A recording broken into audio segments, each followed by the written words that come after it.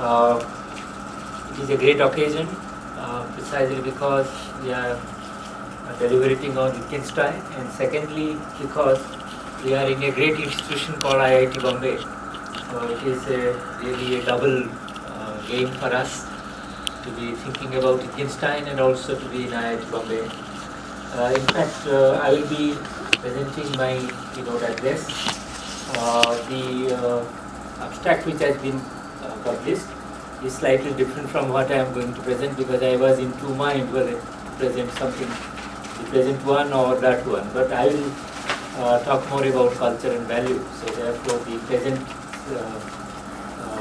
paper is titled as The Primacy of Values, Wittgenstein on Culture and Value. Friends, I will take at least 30 or 35 minutes for presentation. And at the end of the presentation, I think I invite questions, and so we must discuss, because it should not be taken as something as a formality. In this paper, I will discuss Wittgenstein's concept of culture and value, keeping in mind the primacy of values in his philosophy. The aim is to show that Wittgenstein did not consider philosophy as indifferent to the questions of life, value and culture, because the central concern of philosophy, according to him, is to bring man to a higher level of life through mental and moral training. Wittgenstein considered philosophy as a way of pursuing the higher life. Therefore, there is nothing concerning life which could be unaddressed by philosophy. I will attempt to build up Wittgenstein's holistic framework to situate life, culture and value within one organic system.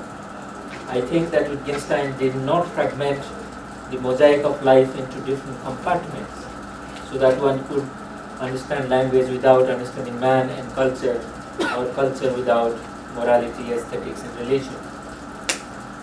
Philosophy, life and meaning. Wittgenstein's entire philosophy is a philosophy of life, of which philosophy of language, culture and value is a part. Wittgenstein considered life in a metaphysical sense, in the sense that life as a phenomenon cannot be limited to biological and physical phenomena only. It is an all-inclusive metaphysical phenomenon that embodies meaning and value. Thus, life has a deeper sense in which it transcends its biological conditions. That is how human life has been conceived across centuries, as a normative phenomenon, as it has meaning implicit in it. Wittgenstein follows Plato and Kant in adjusting life in terms of its potentiality for normative growth, in terms of values like freedom, justice, virtue, etc. Wittgenstein was a protagonist of human values and the values of a higher enlightened life. Philosophy itself is a way of emancipation of the soul, insofar as the latter is in bondage because of its preoccupation in the world. Man is like, quote-unquote, fly in the fly bottle, in Wittgenstein's sense, who needs emancipation from the world. This is enlightenment according to Wittgenstein because it brings about the dawn of wisdom and also acts as a therapy to cure the ills of the mind and the soul. Thus, the emancipatory goal of philosophy distinguishes it from the sciences, which are concerned not with the meaning of life, but with the nature of the external world. Therefore, as Wittgenstein says, I quote, "We feel that when all possible scientific questions have been answered, the problems of life remain completely untouched. Of course, there are then no questions left. And this itself is the answer," unquote. He further adds, I quote, "The solution of the problem of life is seen in the vanishing of the problem. Is not this the reason why those who have found, after a long period of doubt, that the sense of life became clear to them, have been unable to say what constituted that sense," unquote. From the above, one can infer that for Wittgenstein, science solves no problem of life, and that no such solution is possible within the domain of science. Besides, those who understand the meaning of life after long meditation and deliberation cannot say what the meaning is. Thus, there is a way philosophy can indicate in what way the meaning of life can be understood. Meaning of life and culture. The central concern of philosophy of life and culture for Wittgenstein is the meaning of life. It is the main idea which drives philosophy as well as culture according to him. As you have already seen, philosophy in many respects is a struggle with life for Wittgenstein. There is nothing in philosophy which is not related to the central question, how to make life meaningful. For Wittgenstein, as for the existentialists like Kierkegaard, the struggle with life and death becomes the more meaningful than struggle with the world. Wittgenstein was in that sense passionately involved with the questions of life and meaning. He never saw this question finally solved because there is no end to the quest for the meaning of life. For Wittgenstein, culture doesn't stand for any particular aspect of life, like music, art, architecture, literature, philosophy, religion, and so on. He refers to all these taken together. Culture is a whole set of meanings deposited in the human traditions, be it the ancient or modern. These traditions represent all that the human beings have pursued through the millennia. The totality of the human creations from pottery to gigantic machines define the culture of man, because in these alone one finds the imprint of the human spirit. The human spirit expresses itself monumentally through these various forms of cultural creations, from science and technology to religions and art forms, all forming a single space of meaning. Thus, culture is not an entity in the physical sense. It is a normative entity carrying enormous deposits of meaning. Therefore, culture is a meaning space and not a physical process. As Wittgenstein famously observes, I quote, "Culture is an observance, or at least presupposes an observance," unquote. What Wittgenstein means here is that culture is related to life and its different forms in which meanings are embedded or meanings are embodied. In that sense, culture is something which we participate in the forms of what we observe as cultural practices, from the primitive rain dances to sophisticated religious festivities. What is to be sought in the storehouse of cultural products is the historical process in which these products have come into being. It is not their historicity which is of concern to us, it is their meaning or significance which matters most. Even if a particular historical culture vanishes from the world, the meaning or the spirit of the culture survives. The meaning or spirit of culture survives the vicissitudes of time. Wittgenstein writes, I quote, "I once said, and rightly, the earlier culture will become a heap of rubble and finally a heap of ashes, but the spirit will, however, hover the ashes," unquote. This shows that cultural manifestations in history can meet their end in time, but the spirit which is embodied in them will continue to inspire us. The civilization of the Indus, for example, the civilization of the Indus Valley or Mesopotamia in the ancient world. The spirit of culture is ultimately or timeless because it is not confined to only one historical epoch. That is, the temporality of culture is contingent, but not the meanings which are embodied in the cultural artifacts. For example, the broken statue of the Buddha in a museum does show the ravages of time on the cultural product. But the spirit which it represents, that is, the spirit of the Buddha, remains even in the broken statue. Therefore, as Wittgenstein says, unquote, "The disappearance of a culture doesn't signify the disappearance of the human value, but simply of certain means of expressing the value," unquote. That is, the value implicit in the culture remains forever, even if that particular expression of the value in time disappears. Thus, culture has two aspects, namely its historical existence in time and its meaning aspect, or the aspect of value, which is non-temporal and non-historical.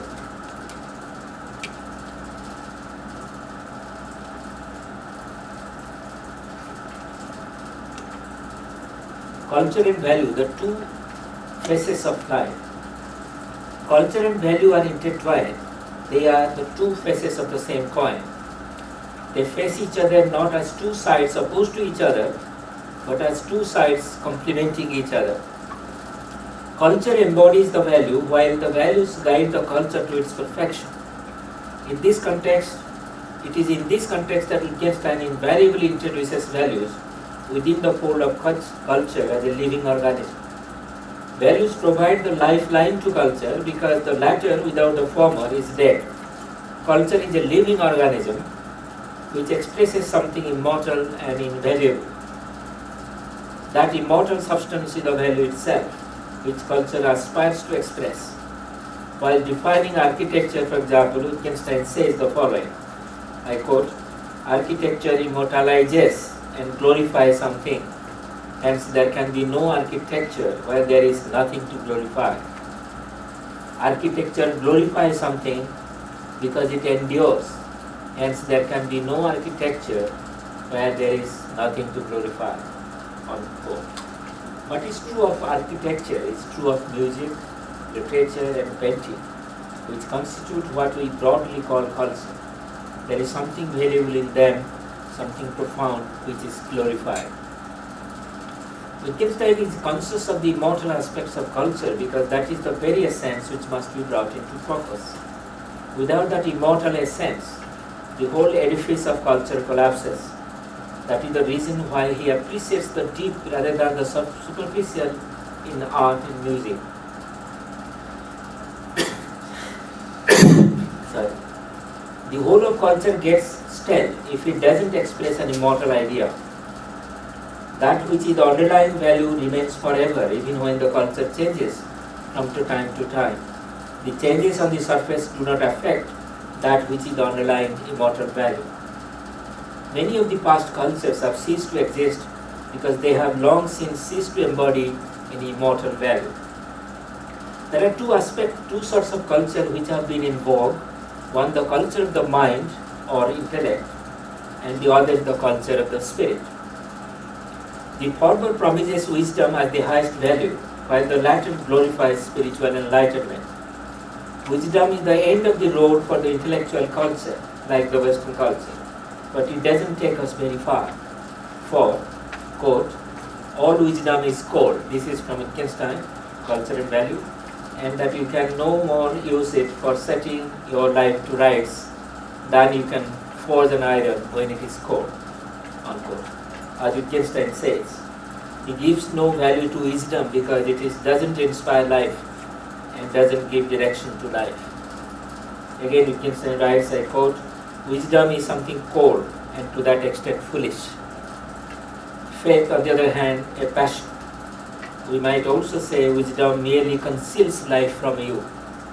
Wisdom is like cold grey ash covering the glowing embers," unquote.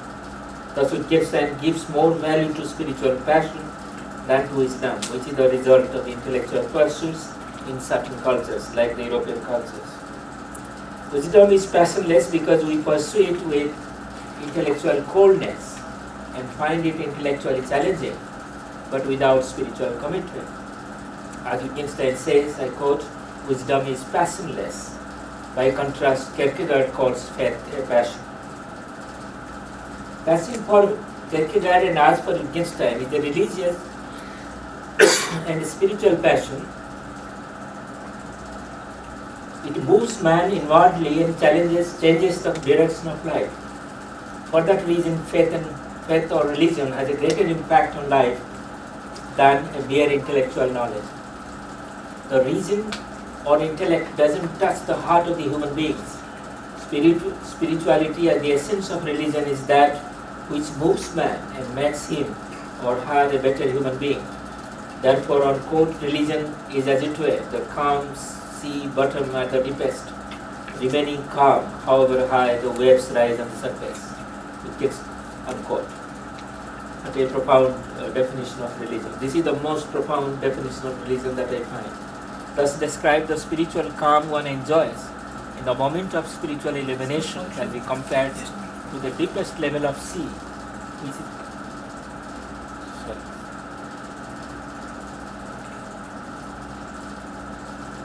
deepest level of the sea, which is unaffected by what happens on the surface. I think I am audible. Yes, yes. I'll increase my pitch a bit more. Wittgenstein looks to spirituality for the proper understanding of life. The culture of the spirit. The spiritual culture or the culture of the spirit is that which moves the human beings to the depth of life like the calm bottom of the sea.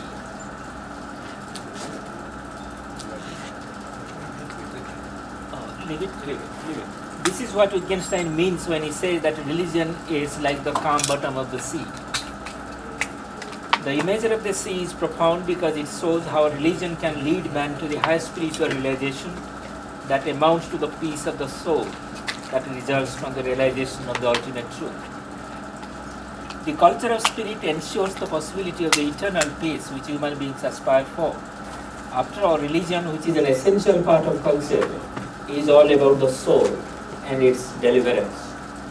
The deliverance takes place only when the soul suffers and is in infinite torment. As Wittgenstein writes, I quote, hence one human being can be in infinite distress and so need infinite help. The Christian religion is only the one who needs the infinite help. That is only for one who suffers infinite distress.